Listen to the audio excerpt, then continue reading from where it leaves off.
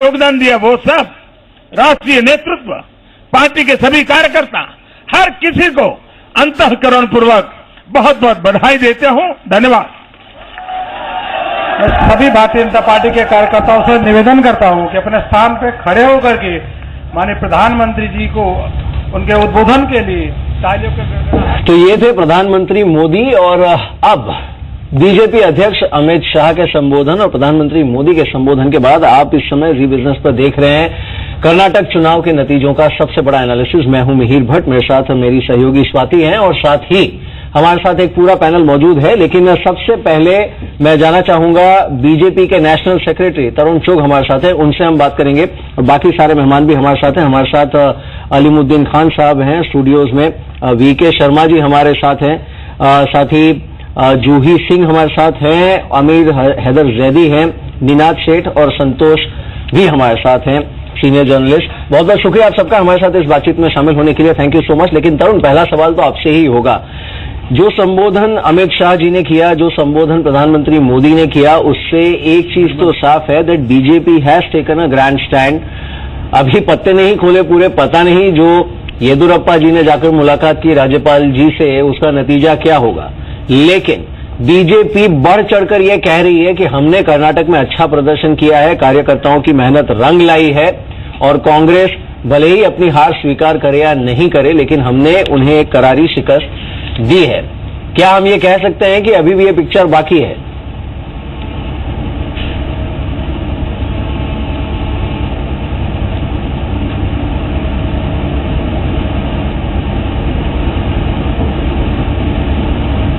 तरुण, आप सुन पा रहे हैं?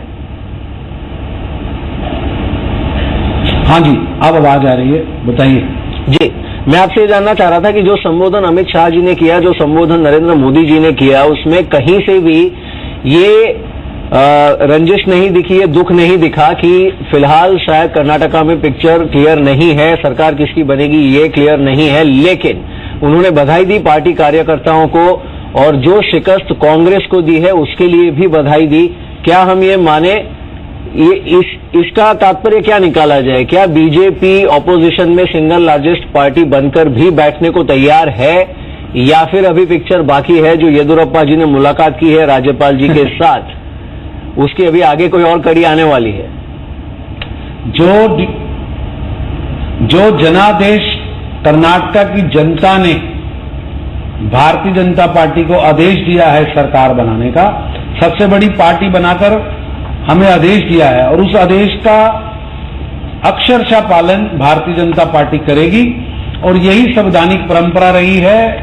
और एक मजबूत सरकार कर्नाटका को मिले, एक स्थिर सरकार कर्नाटका को मिले, उसके लिए भारतीय जनता पार्टी, क्योंकि वो लार्जेस्ट आई है और वो स्थायी सरकार दे सकती है, इसलिए राज्यपाल उनको बुलाएंगे और येदुरप्पा जी के नेतृत्व में सरकार बनने जा रही है। मतलब आप अभी भी तरुण जी कॉन्फिडेंट है गठबंधन की बात कि कर्नाटक में आप ही की सरकार बनेगी?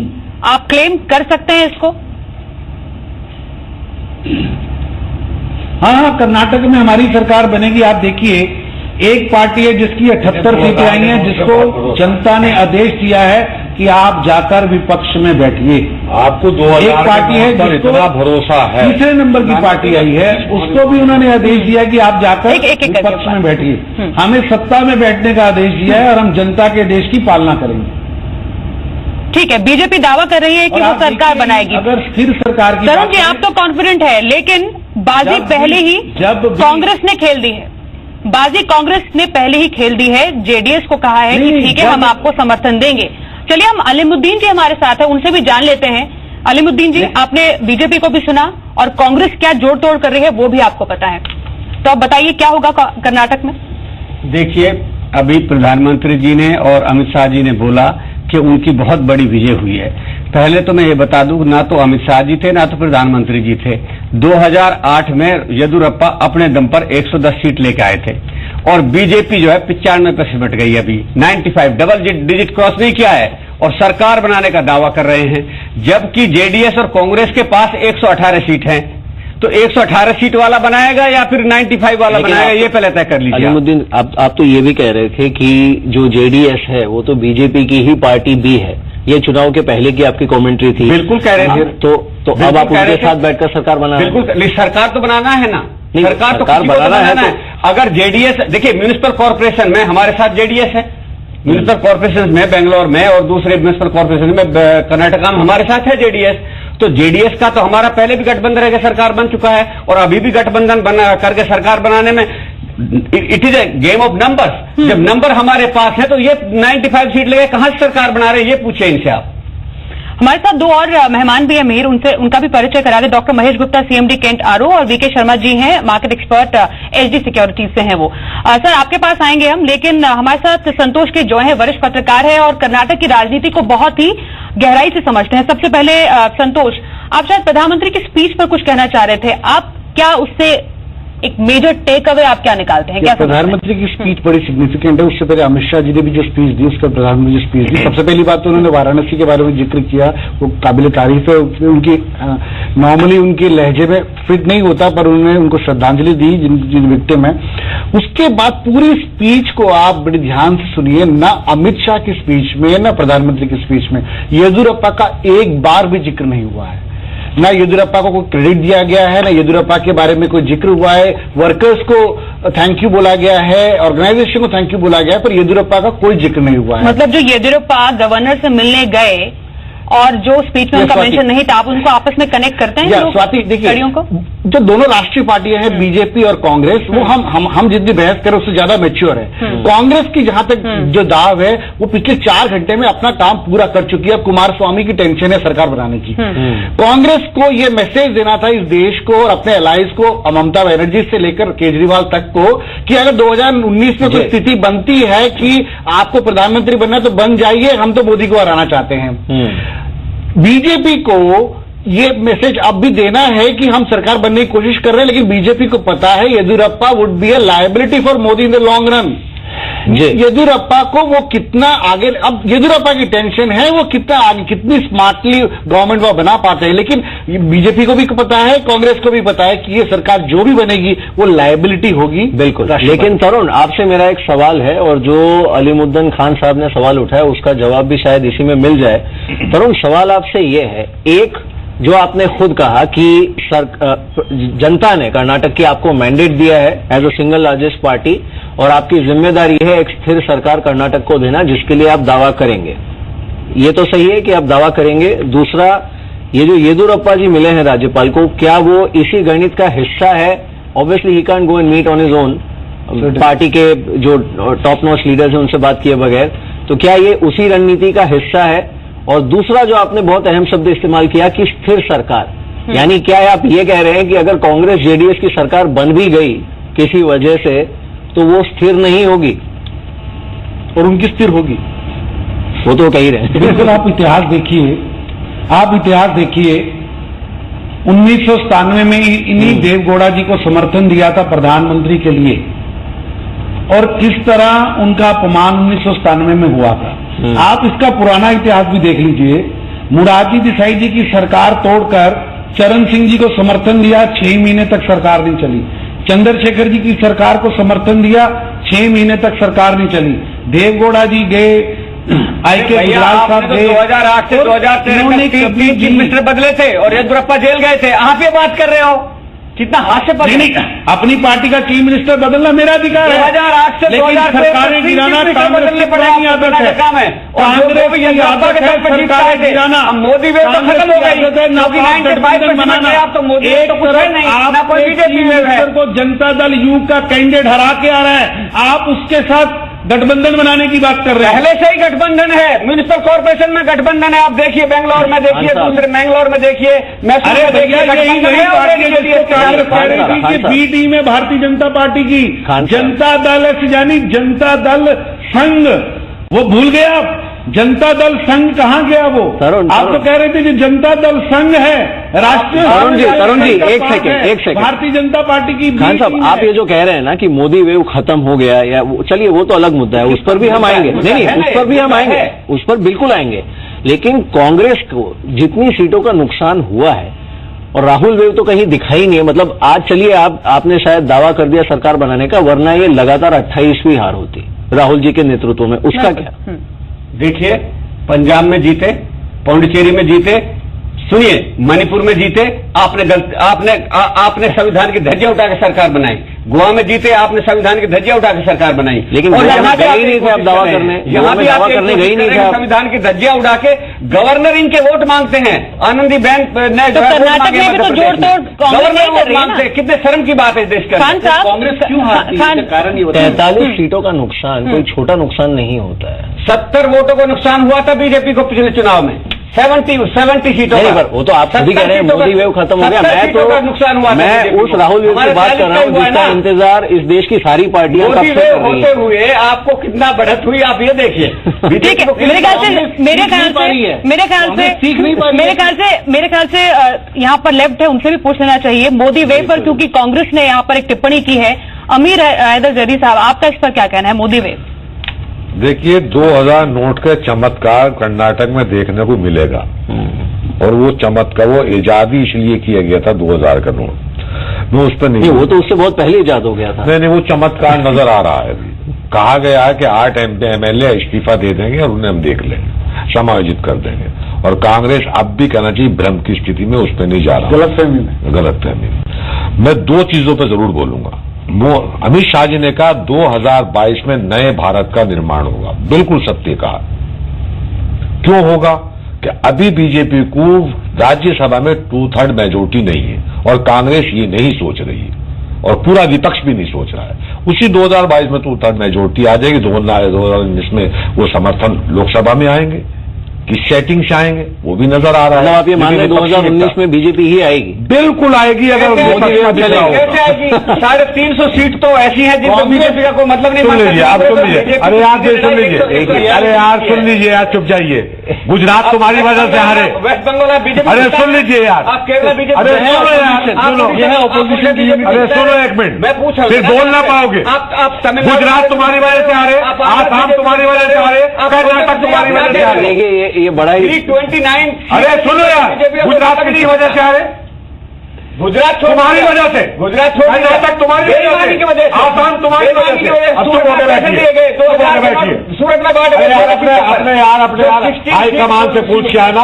अमीर हैदर जैदी बोला तो चुप होकर सुनो। देखिए चुप होकर सुनो थोड़ा। हम आप दोनों की भावनाएं समझते हैं, वो जो दर्द है वो भी दिख रहा है। सुन लीजिए, लेकिन और सुन लीजिए, कर्नाटक का जश्न बहुत जरूरी था हाँ प्रधानमंत्री के लिए, लेकिन वाराणसी जो उनकी लोकसभा क्षेत्र है, वहां पे जो मृत्यु हुई है, जिनकी हत्याओं के जिम्मेदार वो खुद हैं। देखिए जैदी साहब, ये देखिए ये कुछ हद तक बेतुकी बात है, इस तरह की घटनाएं वहां पहुंचा। जब बंगाल के अंदर एक पुल गिरा था, एक सेकंड, पूरा वो ठीक है, पूरी बीजेपी वहां, वो ठीक है। ये कहा गया था वर्तमान सरकार की वजह से। जैदी साहब आपके पास आते हैं लौट के। तरुण, तो ये बात बताइए, ये पुल किस वजह से गिरा, हत्याओं का जिम्मेदार कौन है? एक सेकंड तरुण जी, एक बात बताइए आप। देखिए गुजरात में भी लास्ट मिनट पे मोदी जी ने बहुत पुश किया, बहुत सारी रैलीज की, और किसी तरह गुजरात को वो ये कहा जा सकता है कि इतनी क्लोज कॉन्टेस्ट में बचाकर ले गए।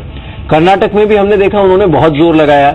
ये जो मोदी वेव है ना, उसके ऊपर ओवर डिपेंडेंस बीजेपी का, ये कहीं बैकफायर नहीं करे, क्योंकि आप देखिए अगले 3 जो चुनाव है वो तो और भी बड़े हैं, प्रेस्टीज इश्यू है बीजेपी के लिए, चाहे एमपी हो, छत्तीसगढ़ हो, राजस्थान हो, और anti incumbency factor. Exactly. And then you have 2019। Bharatiya Janata party वो चुनाव जीतेगी, लेकिन मैं कर्नाटक चुनाव पर एक बातचीत आपसे करना चाहता हूं। आप कह रहे हैं ये चुनाव मोदी जी के करिश्मे और उनकी मेहनत से जीता, हम इसे स्वीकार करते हैं कि लोग आज मोदी की नीतियों पर पूरे देश में एक मत हैं। लेकिन कर्नाटक एक ऐसा चुनाव है जिसके अंदर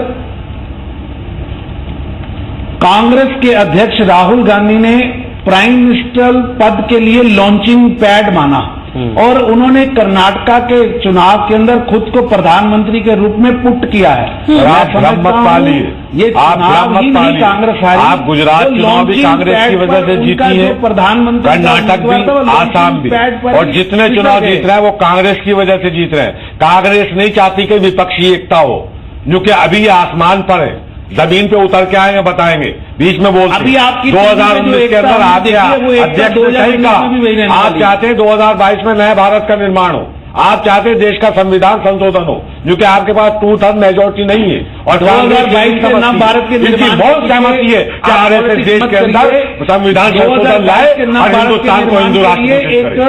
ये आपकी मौत जयदीप साहब बात पूरी करने दीजिए, हमारे पास और नहीं होना चाहती है कांग्रेस, जो बार ला रहे थे कर्नाटक में भी कह रहे थे। देखिए ये जो तरुण जी एक सेकेंड, जयदीप साहब एक सेकेंड, तरुण जी खान साहब एक सेकेंड, तरुण जी एक सेकेंड। लेकिन मुझे एक चीज बताइए, निनाद आप तो इतना क्लोजली देखते हैं पॉलिटिक्स को, ये जो हाल है ये यूनाइटेड फ्रंट, और मैं यूनाइटेड फ्रंट मतलब कोई टेक्निकल नेम नहीं दे रहा हूँ, I am just making a statement कि मोदी वर्सेस ऑल का सिनेरियो लग रहा है 2019 के लिए, तो ये यूनाइट होकर कैसे लड़ेगा? मेरे को अब 2 मिनट दीजिएगा बोलने के लिए। पहली बात तो कांग्रेस के लिए और ऑपोजिशन के लिए ये बैड न्यूज है, इलेक्शन गुड न्यूज नहीं है। साउथ में बीजेपी का बढ़ना इज ए वेरी बैड, कहाँ बढ़ना? 2008 में 125 थी, दूसरी बात अभी 95 सीटें कहाँ बढ़े हैं? अच्छा बोलने दीजिए ना, अभी बोलने दीजिए, नहीं बोलने दीजिए आप, ये सुन निनाद, यू कंटिन्यू, कहाँ बढ़े, यू कंटिन्यू। पहले भी बीजेपी सिंगल लार्जेस्ट पार्टी बनना बहुत बैड न्यूज है ऑपोजिशन के लिए। Second, prime minister Rahul Gandhi prematurely prime ministership को क्लेम कर गए और वो पॉलिटिक्स में बैकफायर किया है, क्योंकि जिस तरह का उनका परफॉर्मेंस है, they have fallen through the roof. अब मैं ये बिजनेस जर्नलिस्ट में एक बिजनेस मेटाफर देना चाहूंगा कि let us look at this as a takeover battle of a company in which BJP has emerged as the single largest shareholder but doesn't have a controlling stake. Now we will take us, मैं कहूंगा कि हम वापस जाते हैं नरसिम्हा राव के time में और हम एक हेज फंड की तरह सोचेंगे। उन्होंने क्या किया, उन्होंने 10 MPs लेके हेज कर दिया और एक माइनॉरिटी सरकार चलाई थी। इसी तरह मुझे लगता है कि we can not rule out the possibility of this being a hedge fund move in a take over battle. अभी ये take over battle board room में चल रही है, अभी खत्म नहीं हुई है, तो मेरे ख्याल से अभी हमने वेट करना चाहिए, क्योंकि साम दाम दंड भेद कुछ भी हो सकता है। तो कब से कह रहे हैं पिक्चर अभी बाकी, और हमने पिछले कई चुनावों में देखा भी है, लास्ट मिनट जोड़ तोड़ चलता रहता है और बीजेपी की तरफ से भी कई मूव्स देखे हैं। और इस बार तो कर्नाटक का ये जो अभी फिलहाल ये जंग है ये अभी खत्म नहीं हुआ है। हमारे साथ मार्केट एक्सपर्ट वीके शर्मा जी भी हैं। शर्मा जी, आप सर इस पर क्या टेक अपना रखते हैं कर्नाटक चुनाव? बिल्कुल ले लिए थे, स्टेट अवेसन आप ही के पास है सर, बोलने का मौका दीजिए। बिल्कुल बिल्कुल सर, प्लीज। तो पहले ये मैं कह दूं कि मेरे जो विचार हैं मेरे अपने हैं, मेरी कंपनी के नहीं हैं। तो सबसे पहले मैं ये कहना चाहूंगा कि अगर हम ये समझें कि मोदी जी का कोई असर नहीं हुआ है इन चुनावों के अंदर, तो ये बात बिल्कुल गलत होगी। मोदी जी का जो वर्चस्व है पब्लिक के ऊपर ज्यों का त्यों मौजूद है, और हम अकेले इंस्टीट्यूशन थे जो कह रहे थे कि यहाँ पे बीजेपी सबसे बड़ी पार्टी उभर कर इसलिए आएगी क्योंकि मोदी जितने भी आपके चुनाव के प्रति जो पहले ओपिनियन पोल हुए थे वो 1 महीने से चल रहे थे, किसी ने भी लास्ट के 15 दिनों का जायजा नहीं लिया था। वो चेंज मोदी जी ने वहां पे किया है। दूसरा, मैं ये भी कहना चाहूंगा कि अगर आप देश में एक नेगेटिव एजेंडा लेके आते हैं 2019 में कि भाई हमको हर हालत में मोदी जी को नहीं लाना है, तो इससे आपको वोट नहीं मिलेंगे। आपका मैथमेटिक्स जरूर दिखाएगा कि अगर ये तीनों पार्टियां एक हो जाएं, अगेंस्ट में बीजेपी के लड़े, तो वो जीत सकती है। लेकिन ये ध्यान रखा जाना चाहिए कि जो हमारा जो वोटर है वो बहुत ही जागरूक है और वो इसके लुक थ्रू देख सकता है, इसके थ्रू देख सकता है कि आप अपना भला चाहते हो, मेरा भला नहीं चाहते। तो बेसिकली ये जो नेगेटिव एजेंडा से अगर कोई भी चीज आएगी वो ढेर हो जाएगी वहीं पे कि आपका प्रधानमंत्री कौन होगा, उसमें आप तो लॉटरी निकालने लगेंगे। तो मतलब इसी को ध्यान में रखते हुए ऐसा आइडिया है जो आने वाले 3 राज्यों के चुनाव जहां पर एंटी इनकम्बेंसी फैक्टर भी है, फिलहाल मध्य प्रदेश, राजस्थान, छत्तीसगढ़ की बात करें, उसके बाद लोकसभा चुनाव, वहां क्या सिनारियो देखते हैं आप? ये प्रश्न मुझसे? बिल्कुल। हाँ जी, अगर वहां पे जो प्रक्रिया है, जो मेरा ये मानना है, मैं ये मानता हूं कि पहली बात ये चुनाव एक कर्नाटक का जो चुनाव है एक डेवलपमेंट स्टोरी है। अभी तक उसका वो सही जगह जहां पहुंचा वहां पहुंचा नहीं है, इसमें बहुत कुछ संभावनाएं बाकी हैं। और अगर यहां पे सरकार बन जाती है तो मेरा ये मानना है, ये भी पॉसिबिलिटी है कि आप चुनाव को शायद प्रीपोन कर सकते हैं, स्टेट और नेशनल इलेक्शंस दोनों साथ हो सकते हैं, बिकॉज इस तरह का देश का खर्चा कर पाना किसी भी प्रकार से गलत होगा और समय की भी जो बचत होगी।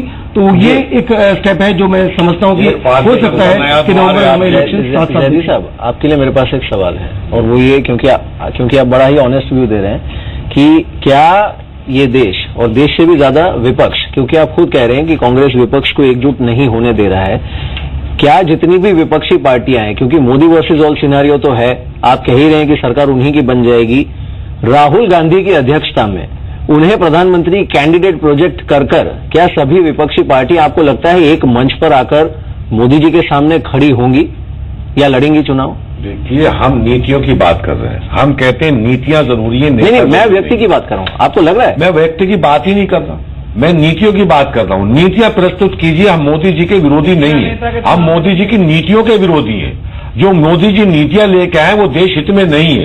आप मुझे इन 4 साल में एक ऐसा बता दीजिए कि मोदी जी की इस नीति से देश का उद्धार हुआ है, कोई एक चीज बता दीजिए। लेकिन मसला ये है कि टोटल लेफ्ट का वजूद ही नहीं है। मेरा वजूद इतना है, अब आप सुन लीजिए, आप वजूद पे आएंगे, अब सुन लीजिए, मेरा वजूद इतना है, जब मैं सड़कों पे उतरता हूँ तो अच्छे के दमखम हिलते हैं, मेरा सब जगह है। लेकिन ये जो 2000 नोट का चमत्कार है ना, ये मुझे आपने जवाब दिया का नोट मेरे पास का जवाब नहीं दिया। ये जो नोट जैदी साहब, जब हमारे पास जैदी साहब आपको याद होगा, आप 2000 नोट का समर्थन मुझे नहीं जैदी साहब सुनिए ना, मैं दिखाता हूँ मीडिया को समर्थन, जैदी साहब मैं काउंटर करके दिखाता हूँ। मुझे कर्नाटक के चुनाव के ऊपर वो सिर्फ बता दीजिए एक ही स्टेटमेंट। जैदी साहब वेरी क्विकली, आपने 2019 की तस्वीर एक दी थी, मतलब BJP, Congress and rest of the parties, एक डिस्कशन में आपने कहा था हमसे, कांग्रेस नॉन बीजेपी, यही हुआ ना? देखिए, मैं आपसे एक चीज अभी 2 दिन पहले की बात एक कड़वी सच्चाई है, लोकतंत्र में जब भी फासिज्म आएगा मुख्य द्वार से आएगा। आडवाणी जी ने इस बात को कहा, यशवंत सिन्हा जी ने कहा, क्लोजियम के 5 जजों ने कहा, मैं भी वही बात कह रहा हूं। अगर विपक्षी एकता नहीं होती और जो कांग्रेस या अन्य दलों के अंदर बैठे मणिशंकर अय्यर है वो इसी तरह की भाषा बोलते रहेंगे विपक्षी एकता नहीं होने देने के, तो बीजेपी के एजेंडे को आगे बढ़ाने का काम कर रहे हैं। और 2019 के बाद देश में कोई चुनाव देखिए, मेरे को कोई चुनाव नहीं होगा, वन नेशन वन पार्टी। 2019 का होता है, घोषित हो, अगर 2019 का होता है तो क्या वो आप राहुल गांधी की अध्यक्षता में लड़ने को तैयार हैं? सर, मैं नीतियों में करता हूं, कांग्रेस नीतियों में तो बात बार का जवाब गुजरात आपने ये जवाब दिया था, कर्नाटक हम इनकी वजह से मैंने आपको पूछा था किसके साथ, और तब भी आपने जवाब नहीं दिया। लेफ्ट पार्टीज का, लेफ्ट बहुत शॉर्ट कमेंट करूंगा, लेफ्ट पार्टीज का इलेक्टोरल परफॉर्मेंस इस वक्त सर, मैं कांग्रेस की मजबूरी नहीं है, मैं कांग्रेस की मजबूरी हूँ, मेरे पास जितना कार्य करता है कांग्रेस के पास मेरे को मुझे पैसा दीजिए ना, मेरे को 2000 का नोट भ्रष्टाचार से लगता है, मुझे दीजिए, मैं दिखाता हूँ ना। जैदी साहब, एक इसलिए आपके भ्रष्टाचार में एक दिन की जैदी साहब, तो मेरा पूरे साल का। चलिए ठीक है जैदी साहब की बात से, मैं किसानों के जैदी साहब की बात से एक अमेरिकन काले धन का इलेक्शन चुनाव में सुधार कीजिए, चुनाव में सुधार कीजिए, काले धन का चुनाव में प्रतिबद्ध कीजिए, ईवीएम को हटाइए देश से। एक सेकंड वोट दे रहा हूँ, ठीक है, चलिए तरुण वॉन्ट्स टू कम इन, तरुण मैं आपके पास आ रहा हूँ, एक सेकंड, नीनाद क्विकली, हाँ बोलिए नीनाद, आप बोलिए आप बोलिए नीनाद। लेफ्ट की बात सुन के मेरे को हंसी इसलिए आ रही है, अमेरिका में एक सेइंग है, लेफ्ट का कोई वजूद है, सुन लीजिए ना, हंसी क्यों आ रही है ये भी सुन लीजिए, लेफ्ट का कोई वजूद है नहीं। अमेरिका में एक सेइंग है, if you are so smart how come you ain't rich. Exactly, ये प्रॉब्लम बिल्कुल। चलिए तरुण आप बोलिए, तरुण बोलिए तरुण बोलिए, जैदी साहब से निवेदन करूंगा, बोलिए तरुण बोलिए।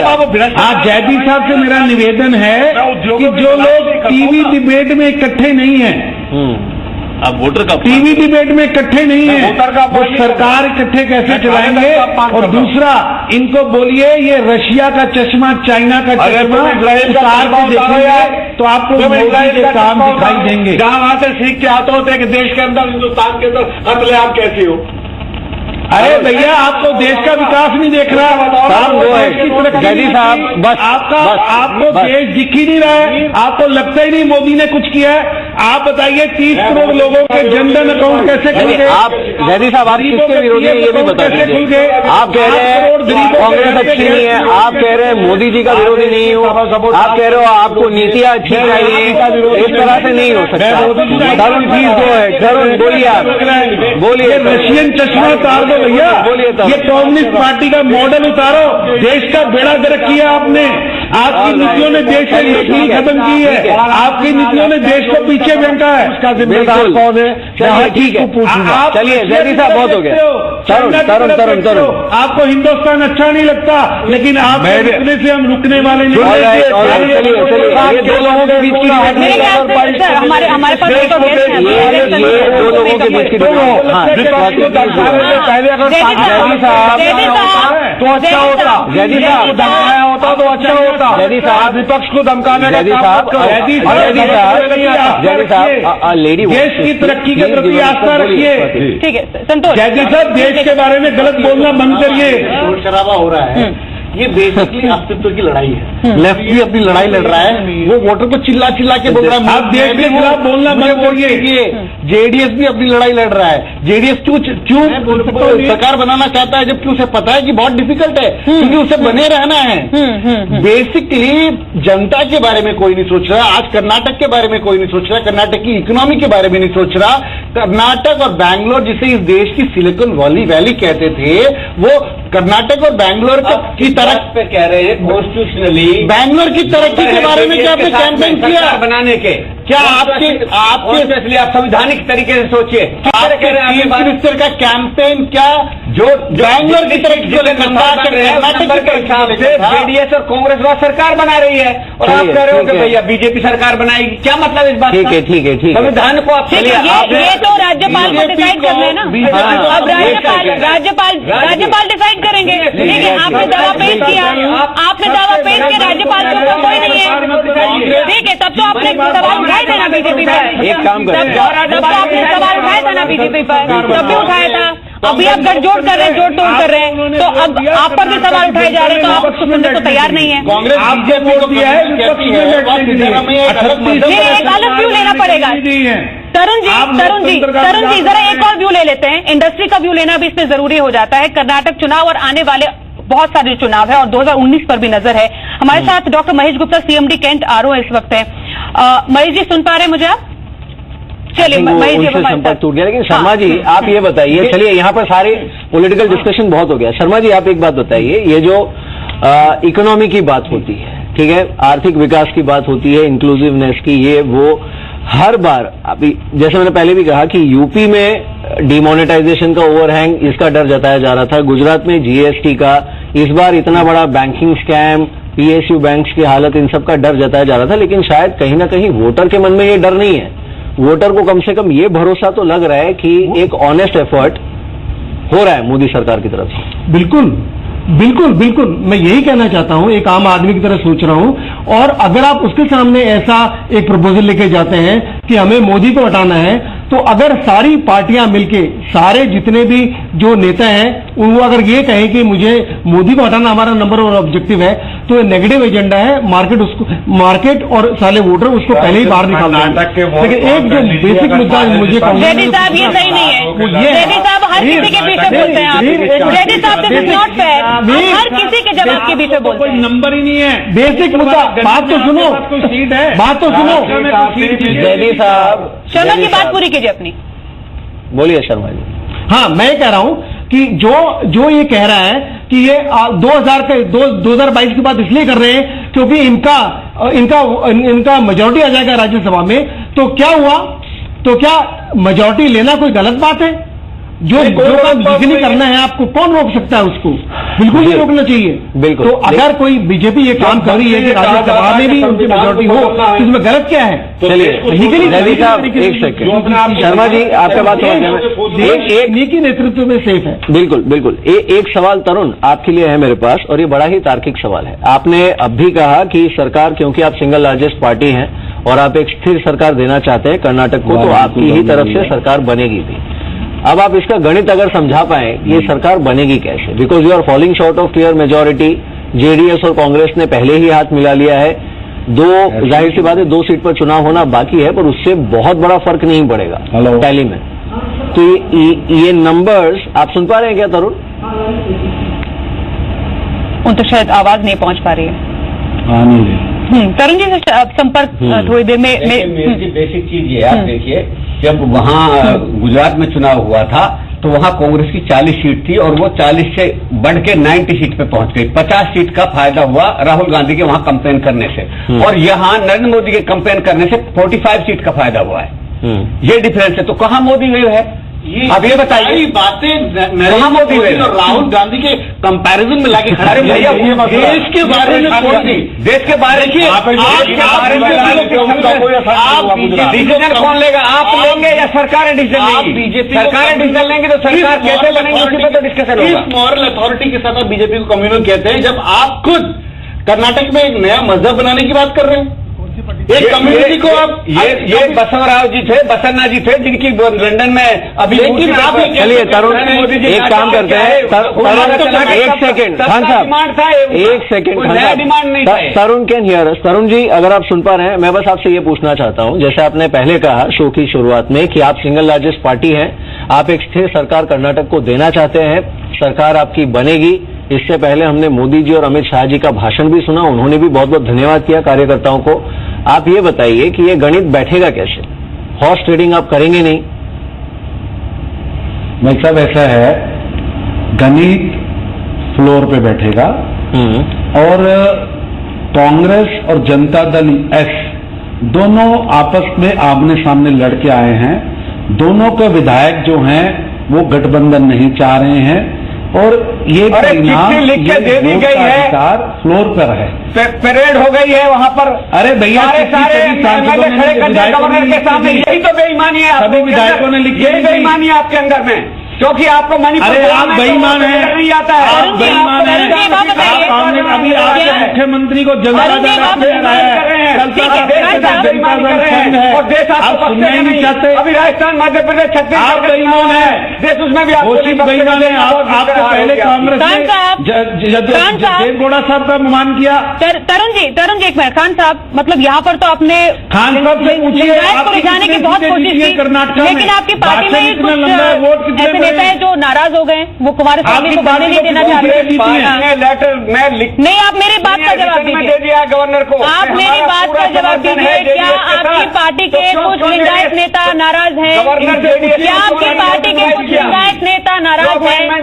खान साहब मेरी बात का जवाब, प्रधानमंत्री के कार्यालय से फोन गया था, वो ठीक है, वो सब ठीक है। क्या आपकी पार्टी क्या चीजें हैं? आपकी पार्टी के क्या कुछ लिंगायत नेता नाराज? ठीक है, ठीक है। कुमारस्वामी मुख्यमंत्री बने, क्या ये पार्टी चाहती है? नहीं, मुद्दे का सवाल ये है कि क्या आपके विधायक आपके साथ हैं कि नहीं? भारती जी सुनिए, जैसे 12 मुझे जवाब दीजिए, मैं सुनूंगी। मुझे जवाब दीजिए। 1998 में जैसे मुझे 98 में मुझे 2018 की बात बताइए। इन्वाइट किया था बीजेपी, कुमारस्वामी मुख्यमंत्री बने, ये क्या कांग्रेस के विधायक को मंजूर है? सरकार गिरी थी। कांग्रेस और जेडीएस के करेंगे तो सुनिए, इनको बुला दीजिए। कांग्रेस आप इनका छोड़ दीजिए, सरकार आप इनका छोड़ दीजिए, राहुल गांधी कहाँ है? आप इनका छोड़ दीजिए। आपने तो राज्यपाल को चिट्ठी भी दे दी, आपने जेडीएस को समर्थन भी दे दिया। पुराना ट्रैक रिकॉर्ड भूल जाइए, देवेगौड़ा के साथ क्या हुआ, गुजराल जी पीएम, वो सब भूल जाइए।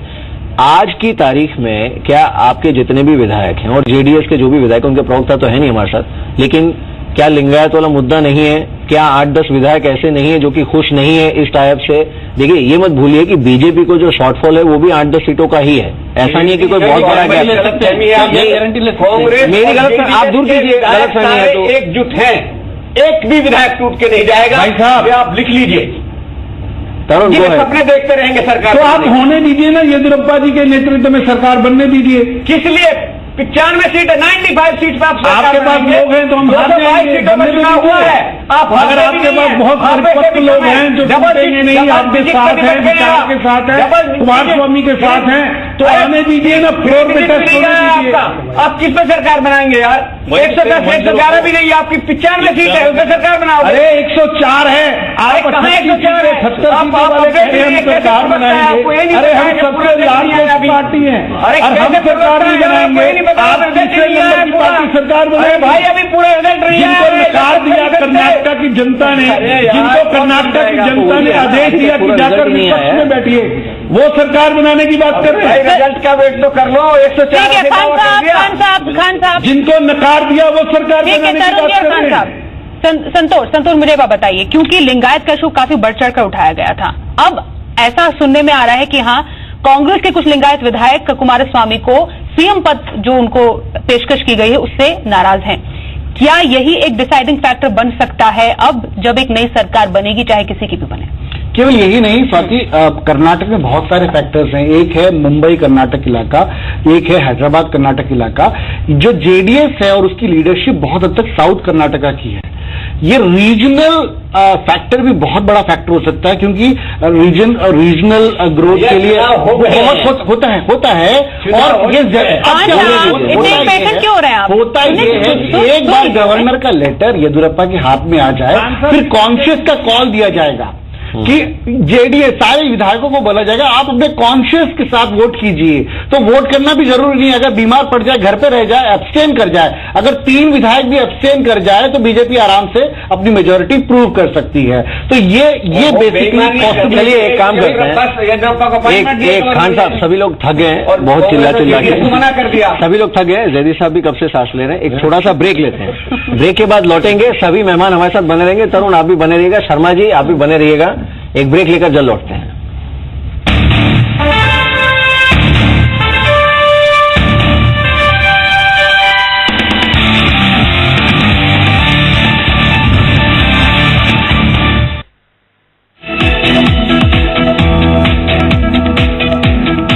प्रायोजक देगी मिर्च का तड़का, अंग अंग फड़का, MBH की देगी मिर्च, पतंजलि हर्बल हैंड वॉश, प्राकृतिक जड़ी बूटियों से निर्मित जो दे हाथों को पूरी तरह कीटाणुओं से सुरक्षा, और Asian paint smart care warranty वाला वाटर प्रूफिंग।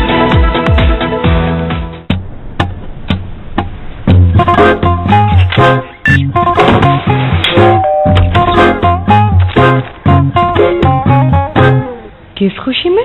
मंडे है। कंजूस बना जेनरूस, कंजूस बना जेनरूस। आज ट्यूसडे है ना, वेडनेसडे है ना, कंजूस बना जेनरूस। जेनरूस थर्सडे स्पेशल। जब से कोटक सिक्योरिटीज पे फ्री इंट्राडे ट्रेडिंग शुरू हुआ है, ब्रोकरेज भी बन गई कमाई। आज फेशियल और मसाज भी दे दे। Investment in securities markets are subject to market risks. Read all the related documents carefully before investing.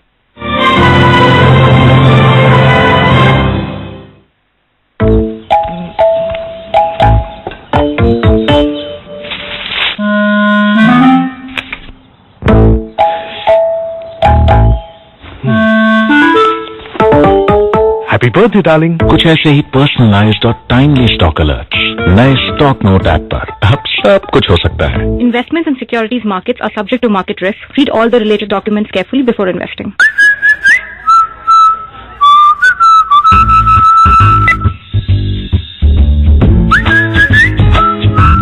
जब आपका अकाउंटिंग सॉफ्टवेयर अकाउंट्स के साथ साथ जीएसटी मैनेज करने में भी आपकी मदद करे, तो आप चैन की सीटी तो बजाएंगे ही। Busy business accounting software, the complete GST solution.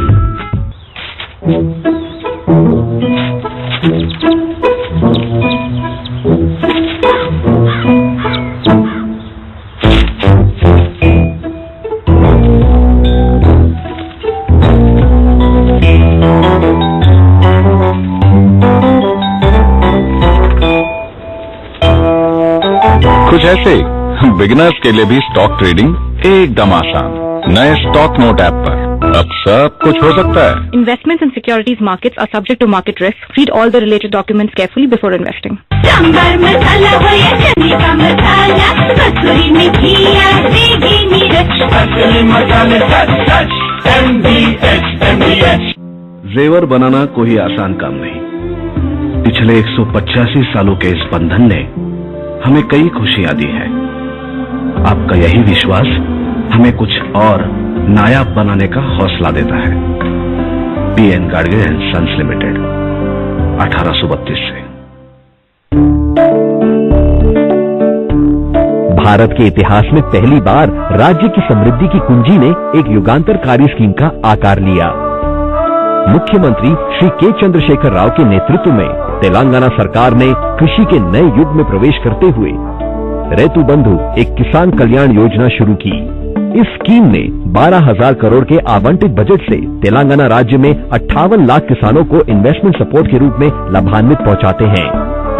रैतु बंधु स्कीम के अंतर्गत फसल लागत सहायता के रूप में छोटे और बड़े किसानों में भेद किए बिना सभी किसानों को प्रति वर्ष खरीफ और रबी मौसम के लिए कुल 8,000 रुपए प्रति एकड़ दिए जाएंगे। व्यापक भू रिकॉर्ड सुधार। तेलंगाना में पूरी पारदर्शिता के साथ 1,42,00,000 एकड़ जमीन के अभिलेखों की शुद्धिकरण एवं उनका आधुनिकीकरण किया गया, जो आज तक के भारतीय इतिहास में कभी नहीं हुआ। किसानों को 17 सुरक्षा विशेषताओं के साथ नए पट्टादार पासबुकों और रैतु बंधु के 8,000 रुपए चेक के वितरण के लिए मार्ग प्रशस्त किया। हम है तेलंगाना, विश्वास करते हैं कि कृषि के विकास में ही देश का विकास है।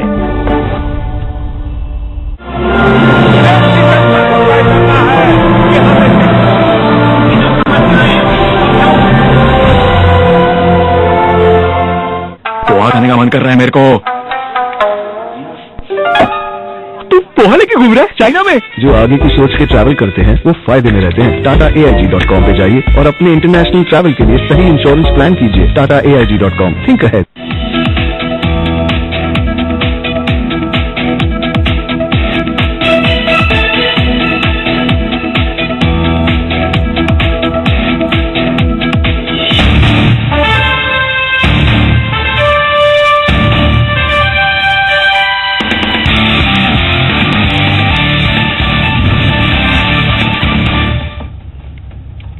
तो कर्नाटक का रण बेहद ही दिलचस्प मोड़ पर, किसकी बनेगी सरकार, क्या कहता है कर्नाटक का जनादेश। इस बीच आपको बताएं, इस चुनाव में कम से कम बीजेपी तो सिंगल लार्जेस्ट पार्टी बनकर उभरी है और उसके बाद पार्टी मुख्यालय पहुंचकर प्रधानमंत्री नरेंद्र मोदी और पार्टी अध्यक्ष अमित शाह ने क्या कहा, सबसे पहले सुनते हैं। छवि बना दी गई कि भारतीय जनता पार्टी यानी उत्तर भारत की पार्टी, हिंदी भाषी पार्टी, न गुजरात हिंदी भाषी है, न महाराष्ट्र हिंदी भाषी है, न गोवा हिंदी भाषी है, न असम हिंदी भाषी है, न नॉर्थ ईस्ट का कोई राज्य हिंदी भाषी है। लेकिन एक परसेप्शन क्रिएट कर दिया जाता है। एक झूठ फैलाने वाले लोग बार बार बार ऐसा झूठ फैलाते हैं कि फिर कोई व्यक्ति सोचने के लिए तैयार ही नहीं होता है। इस प्रकार की विकृत सोच रखने वालों को कर्नाटक की जनता ने बड़ा झटका दिया है।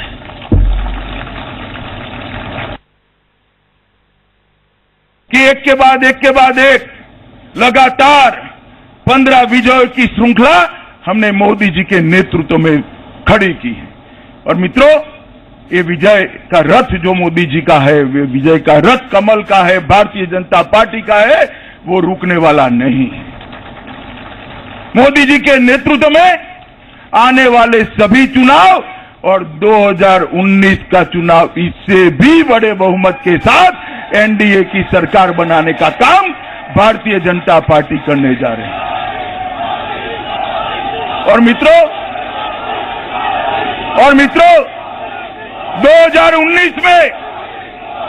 2019 में मोदी जी के नेतृत्व में सरकार तो बनाएंगे ही।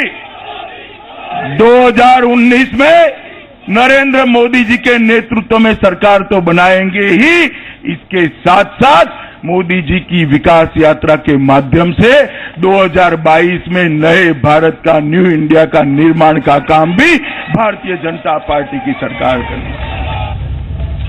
तो नरेंद्र मोदी और अमित शाह का जो भाषण है वो बहुत ज्यादा 2019 का भाषण सा सुनाई दे रहा था।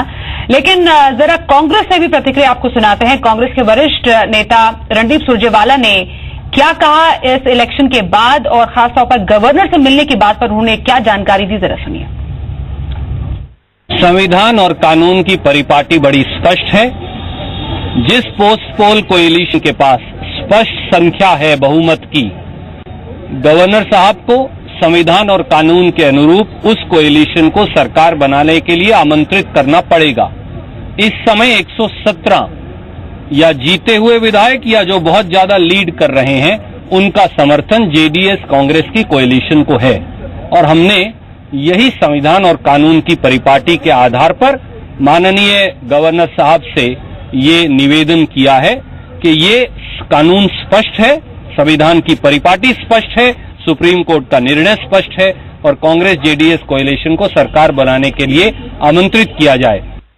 बिल्कुल। खैर चलिए, ये तो बयान हमने सुन लिया, लेकिन जैदी साहब आप कब से आपने I hope you gathered your breath. आप एक बात बताइए, ब्रेक में जो आप कह रहे थे ना कि कांग्रेस सोती रही और कर्नाटका में बीजेपी की सरकार बन गई, अब आप बताइए ब्रेक के बाद कि ये क्यों कहा आपने? मैंने सुन लीजिए, मसला एक चीज नहीं है, आप बार बार एक चीज होती है कि नीतियां और नेता, कांग्रेस के अंदर खुद ऐसे मणिशंकर अय्यर मौजूद हैं जो राहुल गांधी को, आपने मुझसे एक सवाल किया था कि राहुल गांधी का नेतृत्व आप स्वीकार करेंगे, कुछ मणिशंकर ऐसे हैं जो वहीं स्वीकार नहीं किया जाता। पहले कांग्रेस में तो राहुल गांधी स्वीकार्य हो जाए, जब कांग्रेस में स्वीकार्य हो जाएंगे तो विपक्ष भी स्वीकार्य होगा।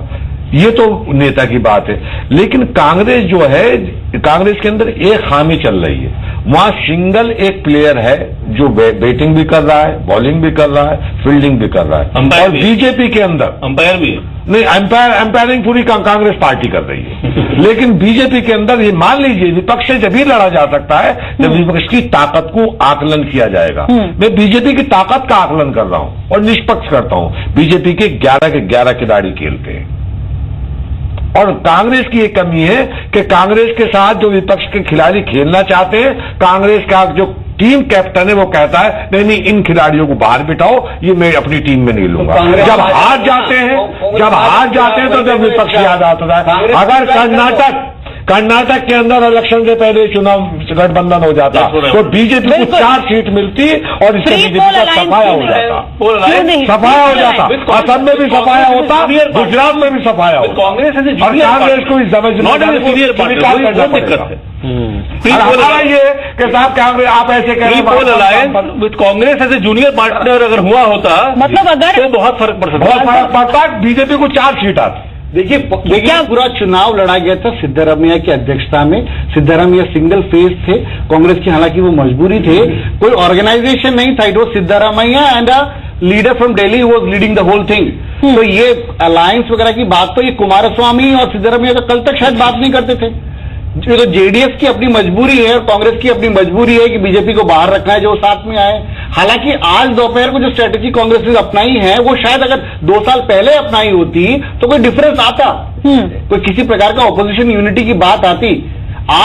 आज नरेंद्र मोदी को देख लीजिए, आज कर्नाटक के चुनाव खत्म हुए हैं और वो 2019 की कैंपेन शुरू कर चुके हैं। नीनाद एक बात बताइए, छोटे जैदी साहब एक सेकंड नीनाद एक बात बताइए, ये जो मैरिज ऑफ कन्वीनियंस है कांग्रेस और जेडीएस के बीच का, ये कितना टिकाऊ है? देखिए ये ज्यादा टिकेगा नहीं, इसलिए नहीं टिकेगा कि दोनों की कॉन्ट्रडिक्शन बहुत ज्यादा है, वरना पहले ही हो गया होता ना, प्री पोल अलायंस हो गया। कर्नाटक सफर करे पर एक और कर्नाटक देखिए, स्टेबिलिटी अगर नहीं होगी, कर्नाटक एक प्रॉस्परस स्टेट है तो India is in stability mode. हम पीछे बात कर रहे थे पिछली बार आपके प्रोग्राम पे, बिना स्टेबिलिटी के बहुत अनसर्टेनिटी आती है पॉलिटिकल और इकोनॉमिक। पर मैं ये कहूंगा कि इस वक्त जो हालात क्या है, इस वक्त अगर आप शतरंज खेलते हैं तो इस वक्त कांग्रेस ने और जेडीएस के साथ मिलके बीजेपी को बोला है शाह, मात नहीं दी है अभी।